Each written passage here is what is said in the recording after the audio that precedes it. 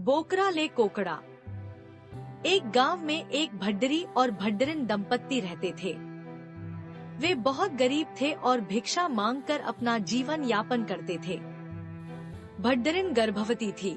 उसे एक दिन डूमर फल खाने का शौक हुआ। वह अपने पति से बोली कि मुझे डूमर का फल खाना है। तब उसके पति ने कहा कि मैं गांव में भिक्षा मांगने के लिए जा ही रहा हूँ, तुम भी मेरे साथ चलो। रास्ते में जो डूमर का पेड़ है उसमें से तुम डूमर तोड़ कर खा लेना। मैं भिक्षाटन के लिए आगे चले जाऊंगा और वापस आकर फिर हम साथ अपने घर वापस आ जाएंगे। दूसरे दिन ऐसा ही हुआ। भड्डरिन भड्डरी के साथ घर से निकली और रास्ते में पड़ने वाले डूमर के पेड़ के नीचे रुक गई। भड्डरी भिक्षाटन के लिए चला गया। इधर भड्डरिन उस डूमर के पेड़ में चढ़ी और पका फल तोड़कर खाने लगी। जब वह उतर रही थी तो उसका पेट एक सूखे डंगाल के टूटे हिस्से पर पड़ा और फट गया। वह नीचे गिर गई। इधर शाम को जब भड्डरी भिक्षाटन कर वापस उस पेड़ के पास पहुंचा, वहां उसने देखा उसकी पत्नी पेड़ के नीचे मरी पड़ी थी। उसका पेट फूटा हुआ था। पास में ही एक नवजात बच्ची और एक बकरी का नर मेमना था। भड्डरी ने उस मेमने और लड़की को घर लाया और गांव वालों को बुलाकर अपनी पत्नी का क्रियाकर्म कर दिया। समयानुसार बच्ची और मेमना बढ़ने लगे। मेमना जल्दी ही बकरा बन गया, किंतु बच्ची अभी छोटी ही थी। दोनों भाई बहन खेलते हुए बढ़ने लगे। गांव वालों ने भड्डरी से कहा कि भड्डरी, तुम इन बच्चों की देखरेख के लिए दूसरा विवाह कर लो। पहले तो भड्डरी ने मना किया, उसके बाद उसने दूसरी शादी कर ली। कुछ दिन बाद भड्डरी की दूसरी पत्नी से भी एक लड़की पैदा हुई। अब तीनों साथ साथ बढ़ने लगे। भड्डरी की दूसरी पत्नी के मन में अपने सौतेली बेटी और बकरे पर हमेशा क्रोध आता था। वह उनके प्रति बुरा व्यवहार करती थी। वह सौतेली बेटी को खाना नहीं देती थी और वह भूखी रहती थी। बकरा इधर उधर चारा चर लेता था।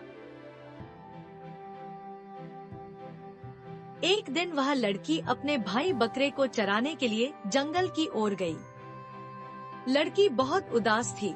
उसके भाई बकरे ने पूछा कि बहन, तुम क्यों उदास हो? उसकी बहन ने कहा कि मुझे मेरी सौतेली माँ खाना नहीं देती है। मैं कई दिनों से पेट भर खाना नहीं खाई हूँ। बकरे ने कहा कि बहन, तुम फिक्र मत करो, तुम मेरे सिर पर मुक्के से वार करो और जो चाहती हो वह मांगो।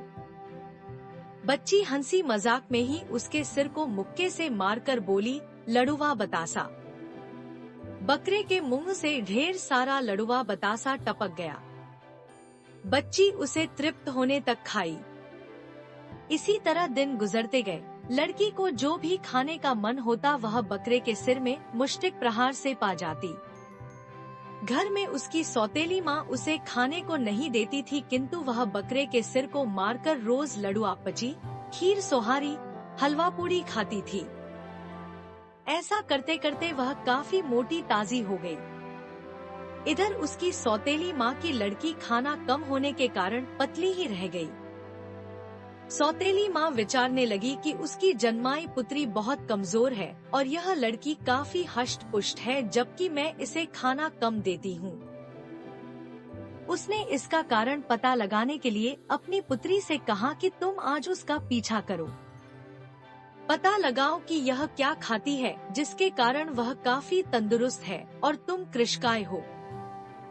सौतेली माँ की पुत्री उस दिन लड़की और बकरे के पीछे लग गई। उसे पता चला कि दोनों एक पेड़ के नीचे रोज जाते हैं। दूसरे दिन उनके आने के पहले ही वह उस पेड़ के ऊपर चढ़ गई। लड़की और उसका भाई बकरा जैसे ही उस पेड़ के नीचे पहुँचे, लड़की ने उस बकरे के सिर पर मुक्का मारा। कहा, हलवा पूड़ी। बकरे के मुंह से ताजा ताजा हलवा पूड़ी बरसने लगा। लड़की हलवा पूड़ी खाने लगी। पेड़ के ऊपर चढ़ी हुई लड़की उनके चले जाने के बाद नीचे उतरी और घर जाकर अपनी माँ को इस वाक्य को सुनाया। सौतेली पत्नी ने सोचा इस बकरे को मार देने से लड़की को भोजन मिलने का आधार भी खत्म हो जाएगा और मैं उसे फिर से परेशान कर सकूंगी। उसने अपने पति से कहा कि इस बकरे की बलि देना बहुत आवश्यक है। पति ने कारण पूछा तो वह कुछ भी बहाना बना दी। पति जानता था कि बकरा उसका पुत्र है, वह उसको मारना नहीं चाहता था, किंतु त्रियाहट के कारण उसे विवश होकर उस बकरे की बलि देने के लिए हाँ कहना पड़ा। दूसरे दिन बकरा और लड़की जंगल गए। लड़की ने बताया कि भाई मेरी सौतेली माँ तुम्हारा बलि देना चाहती है। बकरा बोला तुम चिंता ना करो बहन, बकरे का हश्र यही होता है। मेरी बलि लेने के बाद तुम मेरी हड्डी को तालाब में फेंक देना, फिर मैं तुम्हारी भोजन की व्यवस्था लगातार करते रहूंगा। लड़की ने ऐसा ही किया। लड़की ने बकरे की बलि के बाद उसकी हड्डी को तालाब में फेंक दिया। देखते ही देखते वह बगुला कोकड़ा बन गया। वह बगुला तालाब से मछलियां निकाल निकाल कर उस लड़की को देने लगा। लड़की उस मछली को आग में भून कर खाने लगी। इसी तरह रोज उसे मछली मिलने लगा, वह और तंदुरुस्त रहने लगी। सौतेली माँ को फिर शंका हुई। उसने अपनी लड़की को पुनः बोला कि जाकर देखो ये लड़की रोज क्या खाती है। सौतेली माँ की लड़की तालाब के एक पेड़ पर चढ़ गई। उसकी सौतेली बहन जैसे ही तालाब के पार में पहुंची, अपने बकरे भाई का नाम लेकर आवाज दी। एक बगुला उड़ते हुए आया और तालाब से मछलियां निकाल निकाल कर उस बच्ची को देने लगा, जिसे वह भून भून कर खाने लगी। पेट भर जाने पर वह वहां से चली गई। सौतेली माँ की बेटी पेड़ से उतरी और अपनी माँ को यह बात जाकर बताई। सौतेली माँ ने पुनः त्रियाचरित्र किया और उस बगुले को मारने का आदेश दे दिया। दूसरे दिन लड़की ने बगुला को बताया कि भाई तुम्हें आज मारने वाले हैं। तब उस बगुले ने कहा कि बहन तुम फिक्र न करो, मेरे मरने के बाद मेरी हड्डियों को तुम तालाब के पार में गड़ा देना। लड़की ने उसकी हड्डियां तालाब के पार में दबा आई। तालाब के पार में एक बड़ा आम का पेड़ उग गया। लड़की उस पेड़ के नीचे जाकर भाई से आम मांगती तो टप से बड़ा सा पका आम टपक पड़ता। लड़की फिर मोटाने लगी। सौतेली माँ को फिर तकलीफ हुई। उन्होंने भड्डरी से जिद करके उस आम के पेड़ को कटवा दिया। आम ने कटने से पहले लड़की से कहा कि मेरी कुछ लकड़ियों को राजा के बाग में दबा देना। लड़की ने कहा भाई इसी तरह हर बार मेरी सौतेली माँ तुमको मरवाते रहेगी, इसका कोई स्थायी हल निकालो। आम ने लड़की के कान में जुगत बताई। लड़की के द्वारा आम की लकड़ियों को राजा के बाग में दबाने के कुछ दिन बाद वहाँ लाल भाजी उगाया। राजा के बाग की लाल भाजी को देखकर रानी को उसकी सब्जी खाने का मन हुआ। उस लाल भाजी को खाकर रानी गर्भवती हो गई। उसका एक पुत्र हुआ। कुछ दिनों बाद एक दिन बच्चा लगातार रोने लगा। किसी के भी चुप कराने से वह चुप नहीं हो रहा था। राजा रानी परेशान हो गए।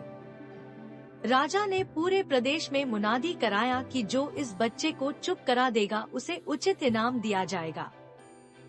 लड़की को बगुले ने कान में बताया था कि मेरे हड्डी को राजा के बाग में दबाने पर उससे पैदा हुए लाल भाजी को रानी खाएगी तो गर्भवती होगी और उसका एक बच्चा होगा। कुछ दिनों बाद वह बच्चा रोएगा, वह बच्चा मैं ही रहूंगा। मैं तभी चुप होऊंगा जब तुम मुझे चुप कराओगी। लड़की यह बात जानती थी। मुनादी सुनने के बाद सारे देश के लोग आए। सभी ने उस बच्चे को चुप कराने का प्रयास किया, किंतु वह बच्चा किसी से चुप नहीं हुआ। तब वह लड़की राजमहल में गई और बच्चे से बोली, बोकरा ले कोकड़ा होए भैया, कोकड़ा ले आमा रुख, आमा ले लाल भाजी होए भैया। चुप हो जा मोर भैया, चुप हो जा ना। इसे सुनने के बाद बच्चा खिलखिलाने लगा। राजा खुश हुआ। राजा ने कहा कि आज से तुम इस राज्य की राजकुमारी हो और यह तुम्हारा भाई है। इस प्रकार से लड़की अपने भाई के साथ सुख से रहने लगी। कुछ समय के बाद राजकुमार की शादी हुई। नगर में भंडारा खुला, देश भर के लोग आए और छक कर भोजन किया। बारात धूमधाम के साथ निकली। भड्डरी के दरवाजे से बारात निकली तो लड़की ने देखा लोग मालपुआ खा रहे थे और भड्डरी भड्डरिन पतरी चाट रहे थे।